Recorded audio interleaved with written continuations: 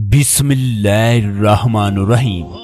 दोस्तों, इस दुनिया में ऐसे ऐसे वाकयात होते हैं जिन्हें देखकर इंसान की रूह तक कांप जाती है। इस वीडियो में हम एक ऐसे सऊदी के बारे में बताने जा रहे हैं जो हर जुमा खाना काबा में जाकर अदा करता, मगर जब उसकी मौत वाक़ई हुई तो उसकी मैयत के साथ वो हुआ जिसने देखने वालों के रोंगटे खड़े कर दिए। मक्का का हर फर्द कानों को हाथ लगाने लगा। उस आदमी ने ऐसा कौन सा गुनाह किया था कि खाना काबा में भी उसकी तौबा कबूल ना हुई, जमीन ने भी उसकी मैयत को कबूल करने से इनकार कर दिया।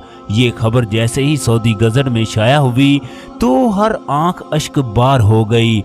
लोग अल्लाह तबारक व तआला से अपने गुनाहों की माफियां मांगने लगे। वो जिस औलाद के लिए सख्त मेहनत करता रहा, हराम हलाल की तमीज ना की, उस औलाद ने उसके साथ वो किया। ये तमाम तफसीलात इस वीडियो में बताई जाएगी, लिहाजा तमाम लोगों से गुजारिश है जो खाना काबा में आकर तवाफ करना चाहते हैं वो वीडियो को लाइक और शेयर लाजमी कीजिएगा। दोस्तों, अहमद बिन सुल्तान की मक्का मुकरमा में एक बहुत बड़ी कंपनी थी जिसमें हजारों की तादाद में पाकिस्तानी और इंडियन और दूसरे ममालिक से ताल्लुक रखने वाले काम करते थे। ये इस कदर लालची इंसान था कि हर महीने तमाम मजदूरों के 200 रियाल उनकी तनख्वाह से काट लेता और बहाना बनाता कि तुम लोगों ने इस महीने ठीक तरीके से काम नहीं किया।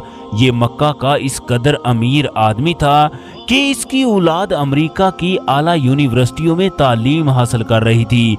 इसने जिंदगी में कभी भी हलाल हराम की तमीज नहीं की। अहमद बिन सुल्तान के बच्चों का अमेरिका में एक बहुत बड़ा कारोबार था, लिहाजा वो अपनी अच्छी जिंदगी गुजार रहे थे, मगर ये सऊदी अरब में मजदूरों को उनका हक देने से भी इनकार कर देता, जबकि दूसरी तरफ से ये आदमी हर जुमा खाना काबा में जाकर अदा करता, नवाफिल अदा करता और नमाजें पढ़ता। अहमद बिन सुल्तान बचपन में एक मतवस्त घराने से ताल्लुक रखता था। ये बचपन में इंतहा का ज़हीन और पढ़ाई में हमेशा पहले नंबर पर आता। इससे गवर्नमेंट की जानब से बेशुमार वज़ाइफ भी मिले। इसने पढ़ाई के साथ साथ मुख्तलिफ प्राइवेट कंपनियों में काम किया। जब इसने तालीम मुकम्मल की तो इसे मेडिकल के काम का काफ़ी तजर्बा था, चनाचे इसने एक अस्पताल बनाने का फैसला किया। चंद ही महीनों के बाद एक बड़ा अस्पताल बना लिया। इसने डॉक्टरों को हुक्म जारी किया कि हर मरीज को बगैर जरूरत के अद्वियात देनी है। चनाचे जो भी मरीज इसके अस्पताल में आता उसे 400 से 500 रियाल के इवज बेशुमार अद्वियात दी जाती। वक्त के साथ साथ इसकी दौलत में इजाफा होता गया। ये हराम और हलाल की तमीज को बिल्कुल नजरअंदाज कर चुका था। झूठी मेडिकल रिपोर्ट बनाना इसके दाएं हाथ का काम था, लिहाजा ये इसके इवज हजारों रियाल वसूल करता।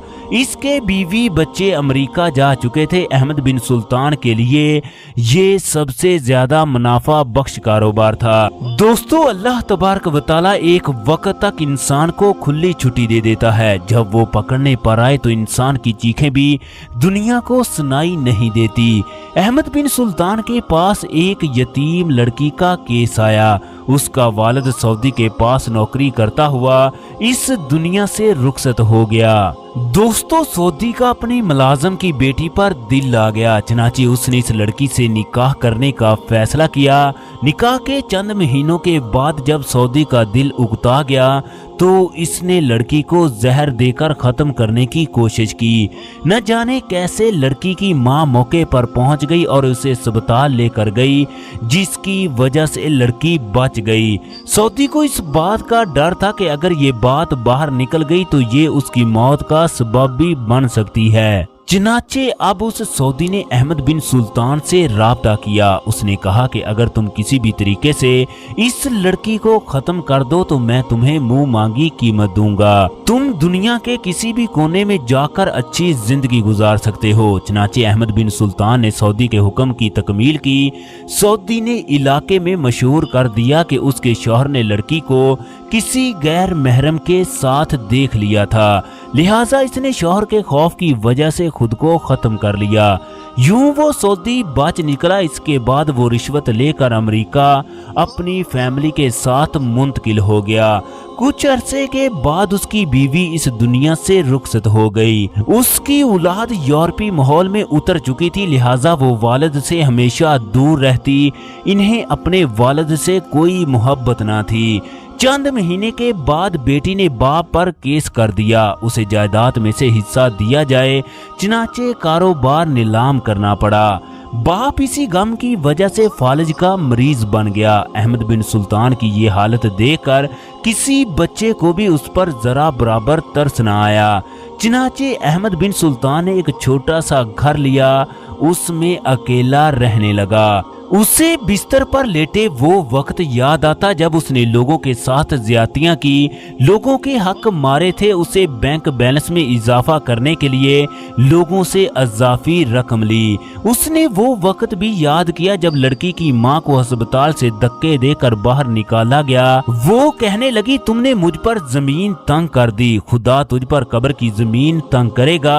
लोग उसे बताते कि वो माँ काबा में जाकर तुम्हारे लिए बद्दुआएं करती है। अहमद बिन सुल्तान लोगों की बातें सुनकर हंस देता। वो इन्हें कहता, तुम लोग परेशान मत हुआ करो, मुझे कुछ नहीं होता। दोस्तों, एक दिन लेटे लेटे अहमद बिन सुल्तान का इंतकाल हो गया। 3 दिन तक उसकी मैयत कमरे में पड़ी रही। आखिरकार बदबू की वजह से हमसायों को पता चला। इन्होंने पुलिस को इतला दी। पुलिस ने बेटों से राब्ता किया तो इन्होंने आने से इनकार कर दिया। चनाचे ये बात एक हिंदू फैमिली तक पहुंची। इन्होंने मुसलमानों से राब्ता किया। इस तरह अहमद बिन सुल्तान को गुस्ल देकर जमीन के सुपुर्द कर दिया गया। यूं उस औरत की बद्दुआ पूरी हो गई। जिस कब्र में उसे उतारा जाने लगा वो इंतहाई तंग हो गई। लोगों के लिए अंदर खड़ा होना मुश्किल हो गया। चनाचे लोगों ने जल्दी जल्दी उसकी कब्र पर मिट्टी डाल दी।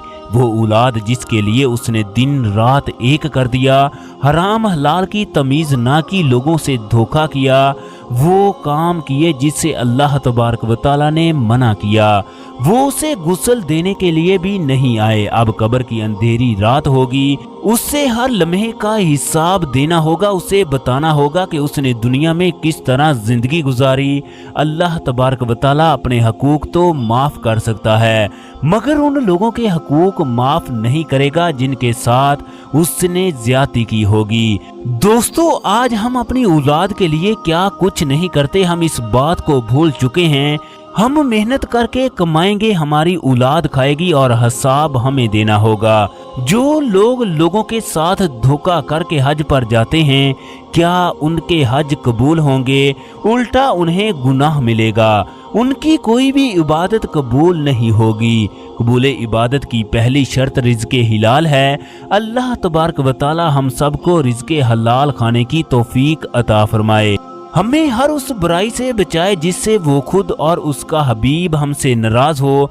तमाम लोग कमेंट बॉक्स में आमीन जरूर लिख दीजिएगा।